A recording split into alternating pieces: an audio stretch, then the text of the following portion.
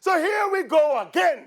LeBron James overplaying his role as a social activist. In reacting to the recent incident in his native Ohio, LeBron put up a picture of the police officer involved in the fatal shooting of a 16-year-old girl and tweeted, "You next," implying a guilty murder verdict, before getting all the facts and circumstances surrounding the case.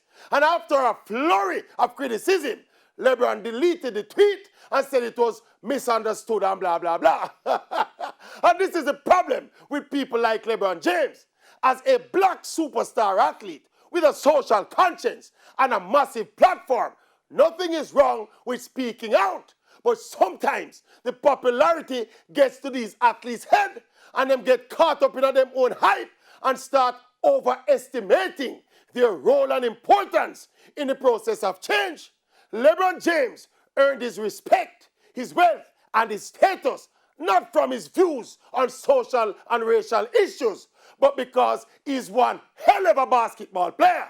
The moment he and others start thinking he's now Martin Luther King and no longer LeBron James, the problem starts. And look, we're not telling LeBron James to shut up and dribble.